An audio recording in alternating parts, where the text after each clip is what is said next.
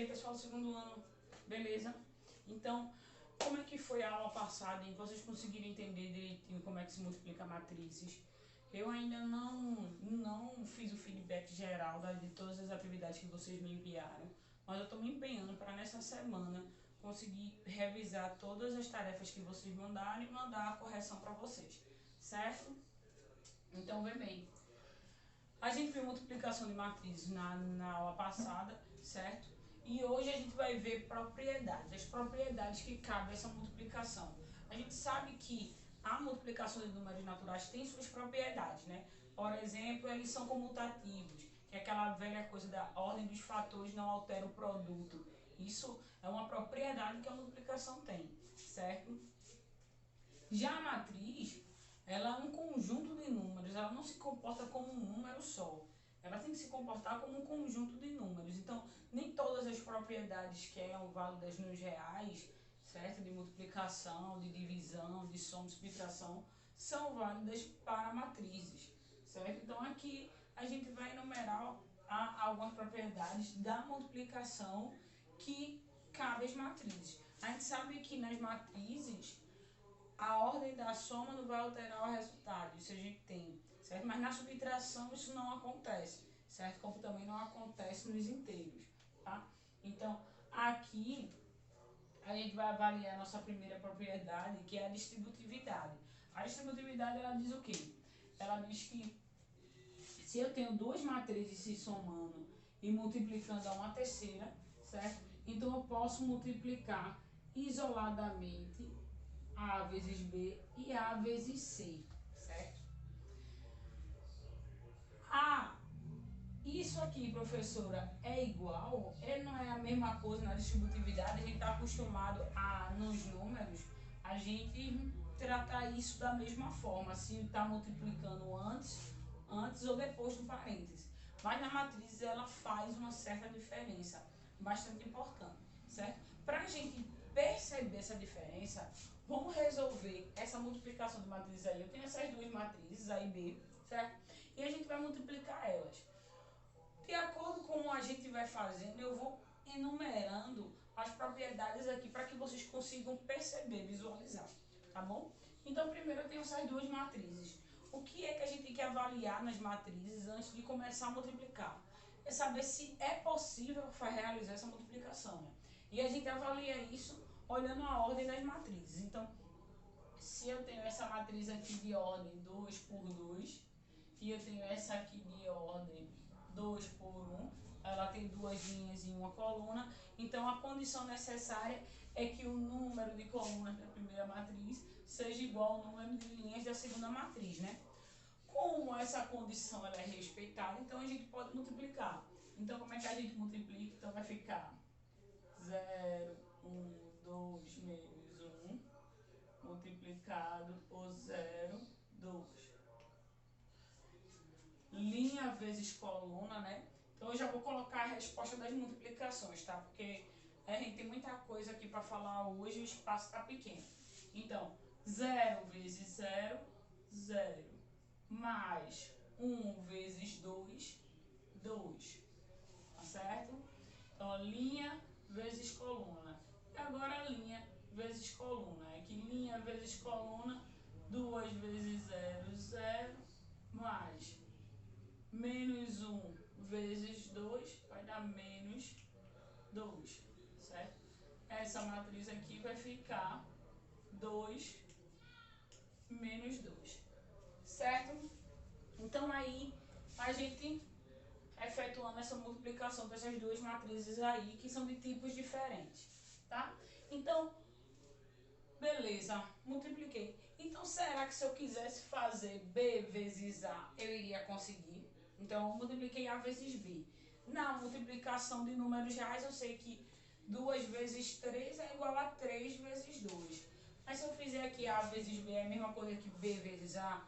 Então, vamos lá. Para eu fazer B vezes A, primeiro a gente tem que olhar o critério de condição, né? De multiplicação. Então, para que seja multiplicado, agora eu estou fazendo B, que é uma matriz 2 por 1, vezes A, que é uma matriz 2 por 2, certo? Então, e aí, a condição é respeitada? Então, o número de colunas da primeira matriz tem que ser igual ao número de linhas da segunda matriz. Elas são diferentes, certo? Então, o número de colunas aqui eu só tenho uma coluna e o número de linhas está aqui. Então, eu não posso fazer a multiplicação inversa, certo? Se você fosse tentar fazer, eu poderia observar. Vamos sem ter que montar, né? Vamos só olhando para as matrizes e tentar multiplicar. Se eu quero multiplicar essa matriz por essa, como é que a gente multiplica? A gente não multiplica a linha, né? A linha pela coluna. Então, eu não multiplico todos os elementos da linha por todos os elementos da coluna. Aqui nessa linha eu só tenho um elemento. Eu tinha que ter dois elementos para multiplicar o 0 com 1 e o outro elemento com esse menos 1 aqui, certo? Então eu não tenho como, porque aqui só tem um elemento. Então é isso aí que faz com que eu não consiga, dependendo das matrizes, eu não consigo fazer a multiplicação inversa, certo? E outro fator importante é, então quer dizer que se for, eu tiver aqui uma matriz 2 por 2, então eu posso fazer A vezes B e B vezes A. Pode fazer, sendo que nem sempre o resultado é igual. Na maioria das vezes, o resultado não é igual, feito nos números reais. 2 vezes 3 é igual a 3 vezes 2, certo? Não altera, mas nas matrizes altera, certo? Nem eu multipliquei A vezes B, se eu tivesse aqui uma matriz B e multiplicasse por A, que ela pelo menos respeitasse, se eu tivesse aqui uma B2 por 2, a multiplicação voltando, ela não é igual, não tem o mesmo resultado. Poucas são as matrizes que respeitam essa condição. Isso a gente vai ver na próxima aula, certo? Que é justamente a matriz inversa. Ela é uma matriz especial que a gente extrai essa matriz dado uma matriz. Então, se eu quero a matriz A, eu quero saber quem é a inversa de A. Certo? Então, a inversa de A, ela tem essa propriedade de se comutar com a matriz, sua matriz de origem, e a comutação dá o mesmo resultado, certo? Mas geralmente isso não acontece. Isso não acontece. Então, por isso que aqui, na distributividade, agora pegando esse negócio, essa observação que é fundamental nas matrizes, que elas não comutam, ou seja, A vezes B é diferente de B vezes A. Isso aqui é extremamente importante, certo? Porque aí é que você vem a entender porque no caso da distributividade, eu tenho uma distributividade à direita e tenho uma distributividade à esquerda, certo? Por que a distributividade à direita? Porque quando ela vem à direita, ele é o elemento que eu estou multiplicando B, certo? Então, eu venho A vezes B, A vezes C, certo? Quando eu mudo a multiplicação por final, então eu vou pegar esse cara e multiplicar por esse, e esse cara e multiplicar por esse, certo? Então vai ficar B vezes A e C vezes A. A multiplicação é a mesma, entre aspas. O problema é que o resultado não é o mesmo, porque a gente sabe que A vezes B é diferente de B vezes A, certo? Eles são diferentes. Então, se eu mudo a ordem da minha multiplicação, isso influencia no resultado final. Então, é por isso que eu tenho que considerar essas duas distributividades. Outra coisa é que ela também só acontece na soma, tá? Então, eu tenho essa propriedade, eu posso utilizá-la, sendo que na soma, beleza? E a associatividade? A associatividade, ela diz que se eu multiplicar, eu tenho três matrizes se multiplicando. A gente sabe como nos números reais, em qualquer conjunto de números, a gente não consegue fazer a operação para três números simultâneos.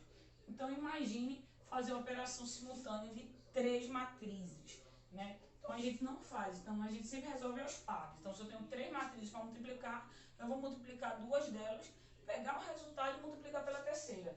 Então, aqui, o que ele diz é que eu posso fazer isso na ordem que eu bem quiser, se elas estão se multiplicando, certo?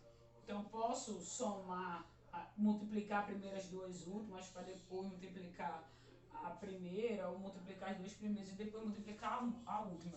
Então, esse grau de liberdade na multiplicação você tem. Você só não pode trocar as ordens, que é o que a gente chama de comutação. A comutação, ela não é que ela não existe na matriz. Ela existe, mas ela é muito difícil. Elas são matrizes especiais. Beleza? Então, para continuar o nosso conceito, para a gente ver justamente, ver essa matriz especial, essa matriz inversa que ela pode comutar, certo? Vamos ver primeiro a matriz identidade, ela é fundamental, certo? Não no estudo de matrizes determinantes, certo? A matriz identidade, ela é uma matriz fundamental. Como é essa matriz, né? Essa matriz, ela tem o seguinte formato, ela é sempre uma matriz quadrada, certo? Então, ela ou vai ser de ordem 2, de ordem 3, de ordem 1, certo? Uma matriz quadrada de ordem 1 também, ela seria desse tipo, ela só tem um elemento.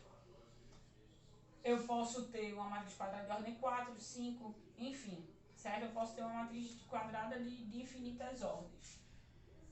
Como é que ela se apresenta? Uma matriz identidade, ela tem na sua diagonal principal todos os elementos iguais a 0, ou iguais a 1, desculpa, e o resto dos elementos é nulo. Então, ela tem uma diagonal principal sempre igual a 1 e o resto dos elementos igual a 0, certo?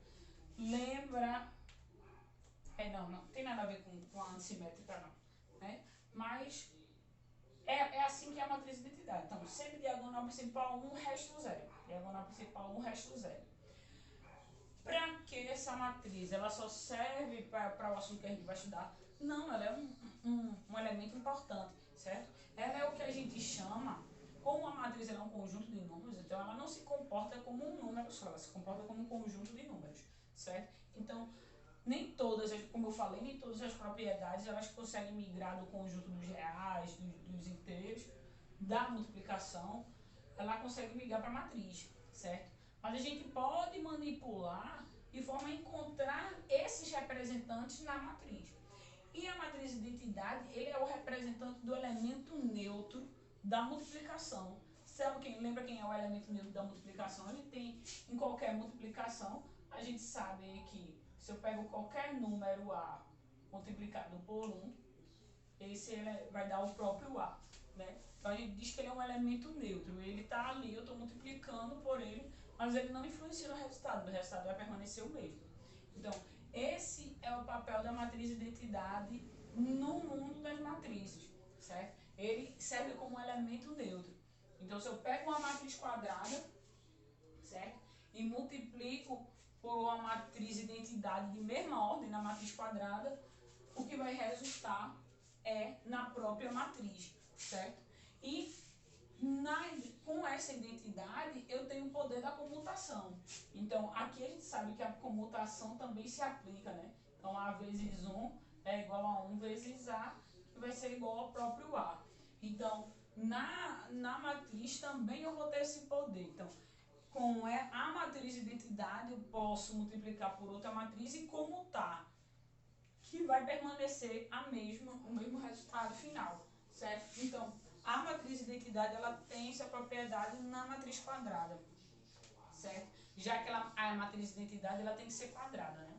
Então, se eu tenho uma matriz qualquer de mesma ordem que uma matriz de identidade, se eu multiplicar, eu vou ter a minha própria matriz, certo? A identidade, ela não vai alterar o resultado da outra matriz. Mas, nas outras matrizes de outro tipo, eu tenho essa liberdade, eu posso fazer isso, certo? Eu posso, esse elemento neutro, ele funciona, se a minha matriz for de outro tipo, funciona, certo? Agora você vai ter que ter o cuidado, esse cuidado sutil, que é da condição de multiplicação de matrizes. Então, por exemplo, se eu tenho uma matriz M por N, certo? Onde M tem que ser diferente de N nesse caso, já que eu quero exemplificar uma coisa diferente, então M aqui ele tem que ser diferente de N, tá? Se for igual, é uma matriz quadrada. Então, Para a matriz quadrada eu já sei que funciona. Eu posso multiplicar que vai dar a mesma coisa. E para a matriz não quadrada, certo? Então, para uma matriz não quadrada, se eu vou multiplicar uma matriz por uma identidade, eu tenho que ter cuidado se a ordem dessa matriz, certo? Identidade, é igual ao número de colunas da minha primeira matriz, porque não é a condição de multiplicação, o número de colunas da primeira matriz tem que ser igual ao número de linhas da segunda matriz. Então, se eu tenho uma m por n e vou pegar essa matriz e multiplicar por uma identidade, essa identidade tem que ter a mesma ordem do número de colunas da primeira matriz. E aí eu vou ter como resultado a minha primeira matriz, certo? Isso só está acontecendo por causa da condição da multiplicação. Porque aqui, ó, se eu vou fazer o contrário, vou pegar a minha identidade e vou multiplicar por outra matriz, aí eu vou ter que pensar no sentido contrário. Então, eu tenho que ver se a minha identidade ela tem a mesma ordem do número de linhas da segunda matriz. Então, se ela está a ordem da identidade ela tem o mesmo número de linhas da segunda matriz, porque aí eu vou poder fazer a multiplicação, certo? Então, a única restrição aqui é a restrição da condição de multiplicação, porque se eu botar aqui uma matriz que não tem a mesma ordem, uma identidade que não tem a mesma ordem do número de colunas dessa primeira matriz, eu não vou poder nem multiplicar. Então, a minha propriedade não vai valer, certo? Então, a única restrição é que você tem que ter cuidado para se a condição de multiplicação é aceita. Se ela for aceita, certo? Eu multiplicar pela minha identidade e ela for aceita, então o resultado vai ser a própria matriz, ou seja, a identidade ela vai funcionar como elemento neutro, tá bom? Então, a função da identidade, além do que a gente vai ver, certo? Que é quando a gente for inverter matriz, a gente vai utilizar bastante a matriz de identidade. A função também dela é de ser o elemento neutro da multiplicação de matrizes, ok? Então, vê bem, eu botei essa questão aqui como um exemplo, porque eu vi que algumas pessoas, quando foram resolver as questões de equação matricial, onde tinha lá uma matriz mais x igual a outra matriz, eu resolvi uma questão dessa no vídeo, mas teve gente que resolveu diferente. Mas eu conferi o resultado, deu, valeu. Eu, por exemplo, ao invés de considerar x como incógnita, eu considero x como uma matriz incógnita, ou seja, uma matriz, se ela é uma matriz, ela tem que ter mais elementos, certo? Então, ela não é uma incógnita, ela é um conjunto de incógnitas, certo? Mas, aí sim, aí funcionou na soma e na subtração, na equação matricial em si, dá para você não incluir, já que a multiplicação, a soma e a subtração ela é direta elemento por elemento. Então, se eu colocar uma incógnita ali, um conjunto de incógnitas ali ou não, ela não vai influenciar no resultado. Mas como aqui a multiplicação ela não é direta de elemento por elemento, então eu tenho que construir aqui uma matriz incógnita. Eu não posso trabalhar o x como sendo só x, certo? Então cuidado com isso. Por isso que eu peguei até a questão 46 da atividade que vocês vão fazer, a letra A, para vocês verem como é que faz, tá? Para não sentir dificuldade na hora de pegar as questões. Beleza? Então, como é que a gente faz? A gente faz o seguinte.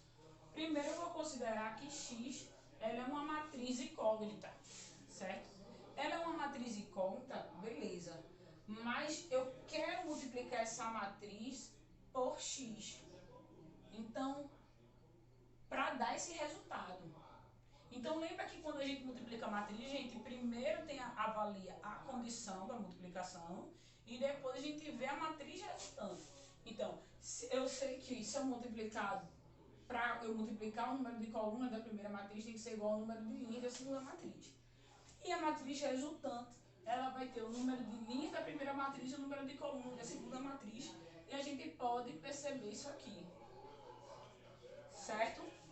Então, vê bem. Aqui a gente vê que é a matriz resultante. Então, eu já sei por que matriz eu tenho que multiplicar aqui para que dê esse resultado.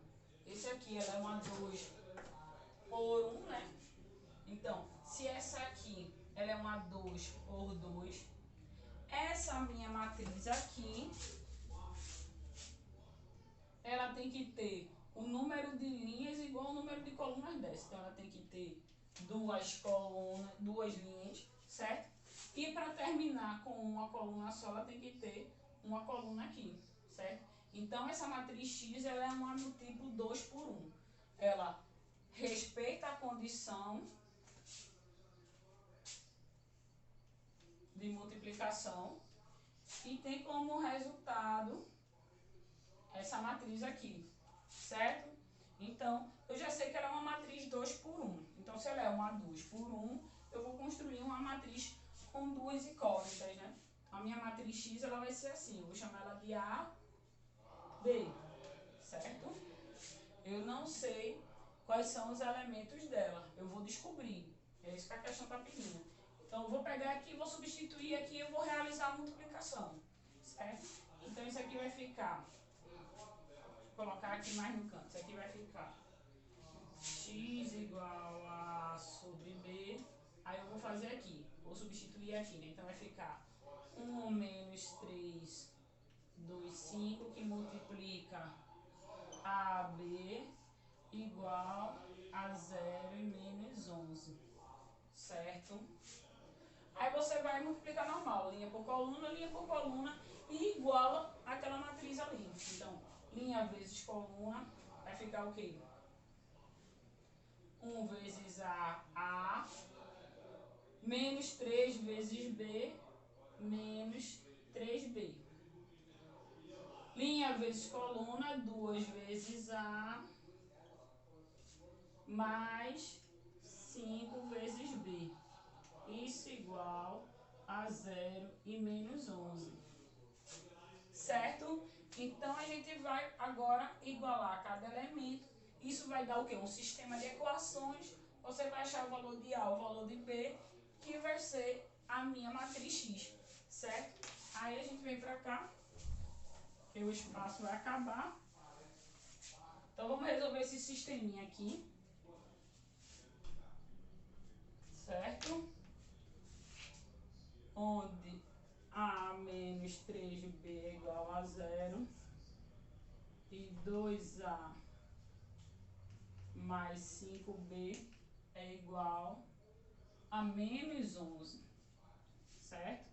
Aí aqui você pode multiplicar tudo por menos 2 aqui. Multiplica tudo por menos 2, o que é que vai acontecer? Vai ficar menos 2A mais 6B igual a 0. E aqui vai ficar 2A mais 5B igual a menos 11. E o que é que acontece? A gente dá o somão. Quando a gente faz essa soma aqui, morre esse cara. Aqui vai ficar 11B menos 11. B vai ser igual a menos 11. Menos 11 dividido por 11 que vai dar 1, né? Então, sintetizando, se B é 1, quanto é que é A? Substituir qualquer uma dessas equações aqui, eu vou substituir nessa, certo? Então, eu sei que A menos 3 vezes 1 é igual a 0. Então, A é igual a quanto? A é igual a menos 3 aqui, passa para o outro lado, vai dar 3. Certo?